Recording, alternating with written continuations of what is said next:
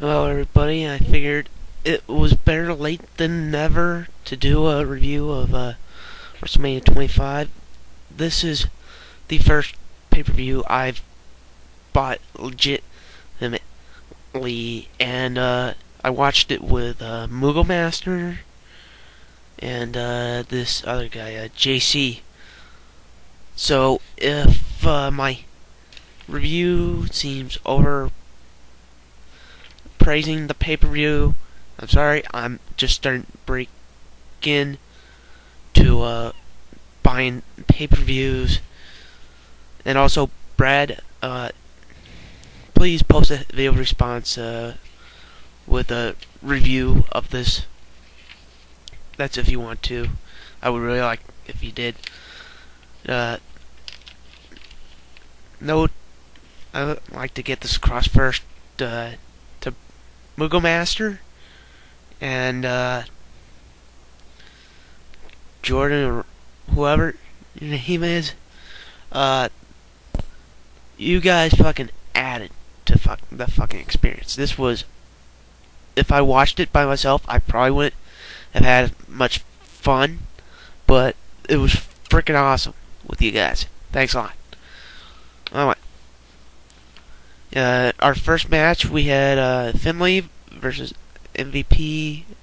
Okay, Finlay, MVP, Shelton Benjamin, Mark Henry, Kane, Kofi Kingston, Christian, and CM Punk in the back ladder match.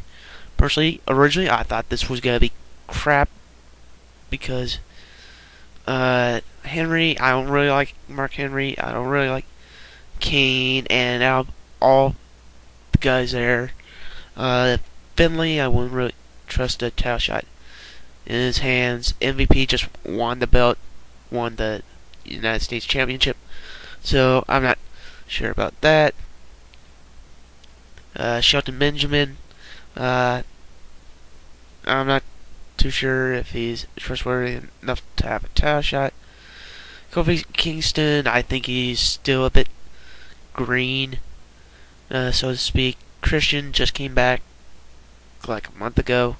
So out of all of them, Mark Henry, I wouldn't really trust because he's just a horrible performer.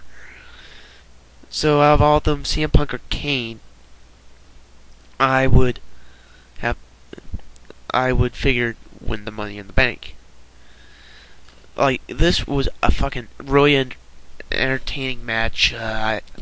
Lots of cool little spots like Kofi Kingston jumping off top of the ladder, reaching for a case, landing right on Mark Henry. Mark Henry just slams him right on the ladder. I'm like, that's awesome.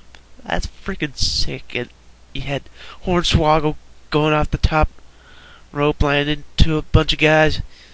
You had the standard jump from the top of the ladder. You had some really good use of dual ladder in this. Lots of fun, really entertaining. I'm gonna have to give this one an 8.5 out of 10.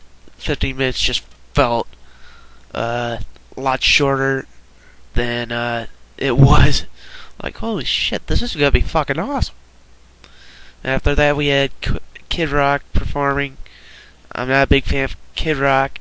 Plus, also, I paid for Mania. I should be watching wrestling. Like, this could have been used to introduce all the divas and play their music there. Like, I want to hear Tori Wilson's music and Joy Giovanni's music, and I think Summer was in it. Not too sure. Anyway, next match, the 25 Diva Battle Royale to crown Miss WrestleMania. This was just a freaking mess. This wasn't really tolerable. It was garbage. You didn't really care who was in it. And they would say, Tori Wilson has been eliminated, or, Sunny has been. It's like, oh, I didn't know Sunny wasn't there. Huh. And you just literally didn't care. It's like, why bother putting this on there? It was just unenjoyable, very unentertaining. I hate it. I'm gonna give it a 3 out of 10. And I'm not sure if the Rey Mysterio versus JBL match came before this or was after this, but I'm gonna say this match anyway.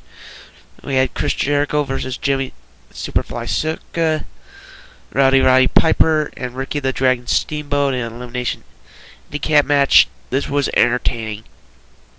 This was the match itself was fairly good, but frickin' Steamboat made it great. Like, if it wasn't for the kind of stuff that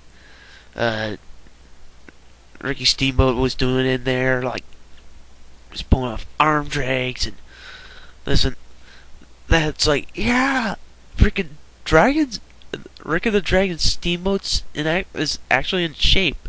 Like Jimmy Snuka, okay, I was like, yeah, don't wrestle anymore. Like, seriously, don't quit your day job. The stuff with Piper in there was fairly decent, but Snuka sold the match. Afterwards, Chris Jericho called out Mickey Rourke, had a fight with him. Rourke knocked him out with a left hook. I enjoyed this match. I'm gonna give it an 8 out of 10. Then after that, we had the 21-second JBL versus Rey Mysterio match. This was, for what it is, it's okay. I would give this a 7 out of 10 because I like the fact that Rey Mysterio dressed up like the Joker, and I went, yes, no more JBL. I don't like JBL at all as a wrestler. I just really don't like him. I didn't really like the fact that he got a 2-year title run when he wasn't really that credible either. Next up, we had Matt versus Jeff Hardy, which was really entertaining.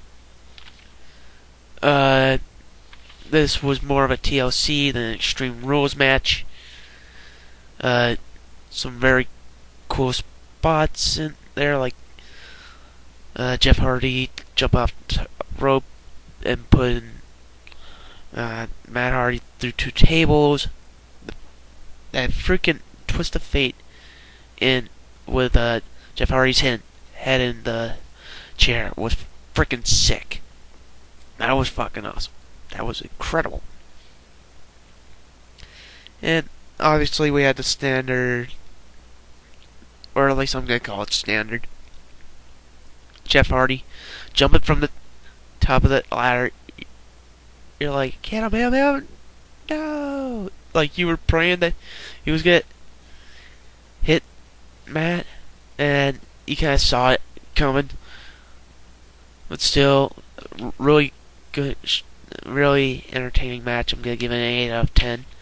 Then we have match of the night, which is Undertaker versus Shawn Michaels. Part of it's gonna probably have to end in part 2 of my review. This was freaking awesome. So the first 5 minutes wasn't too good, but once it started to pick up pace, like, yeah, crowd was in it, I was in it, my buddies were in it. They kept teasing the finisher. The freak when Undertaker landed on the camera guy, which Shawn Michaels dragged in the way, I'm like, oh, sick! That was awesome. Oh my god! And the freaking camera got mangled out. Like, oh my god, this is cool. Well, and you literally, when you saw finishers, it's like, no, it's like, 1, 2, no, what the hell do you get up after that? And you're just freaking out. It was just freaking awesome. And I really enjoyed it. My buddies really enjoyed it. This is match of the night, bar none. I'm gonna give it a 9 out of 10. Really enjoyed this match. And wait out for part 2.